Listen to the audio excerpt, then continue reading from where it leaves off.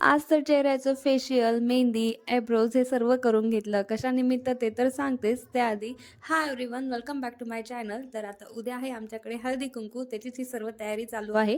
आणि काल जे मी सामान आणलं होतं, जे की राहून गेलं होतं व्हिडिओमध्ये दाखवायचं, ते हे सर्व सामान मी आणलं होतं.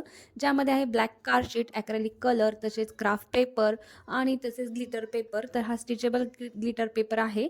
आणि त्याच्यानंतर मी अजून जे आणलेलं आहे ते फेविकॉल आणि त्याच्यानंतर ह्या कुंदन स्टिक.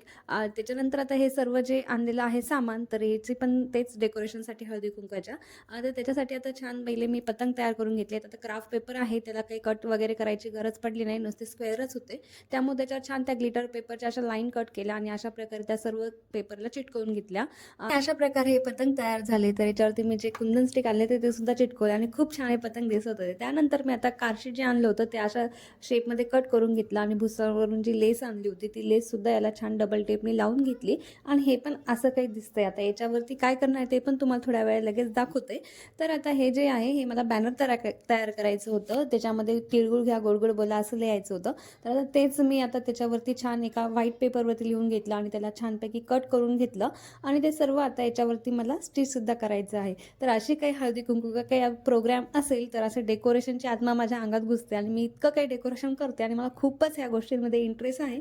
आणि मग अशा प्रकारे मी घरच्याच घरी मला असं डेकोरेट करायला आवडतं, वस्तू करायला आवडतात. मग त्या सर्व क्राफ्टमधल्या मी तयार करत असते. आणि आता उद्याचं जे डेकोरेशन आहे त्याच्यासाठी पण एक थीम वगैरे ऑर्गनाइज केलेली आहे मी, जे की तुम्हाला माझ्या नेक्स्ट व्हिडिओमध्ये समजेल. त्यासाठी तुम्ही नक्कीच पहिल्यांदा व्हिडिओ बघत असेल तर नक्की चॅनलला सबस्क्राईब करा, जेणेकरून माझा हळदी-कुंकवाचा व्हिडिओ आणि पुढचे जे काही असे नवीन व्हिडिओज असतील ते बघायला मिळतील. अँड फायनली माझा लास्ट जो वर्ड बाकी होता तो सुद्धा तयार झाला आहे आणि हे असं काही दिसत आहे. त्यानंतर अजून बरेच माझं सामान जे आहे ते करायचं बाकी आहे. त्यासाठी जे मटेरियल लागत होतं ते सुद्धा मला आशिषांनी आता आणून दिलेलं आहे. सो मी आता ते सर्व बनवते आणि जो आजचा व्हिडिओ आहे तो इथंच थांबवते. मग तुम्हाला हा व्हिडिओ आवडला असेल तर नक्कीच व्हिडिओ लाईक करा. भेटूया नेक्स्ट व्हिडिओमध्ये. तोपर्यंत बाय.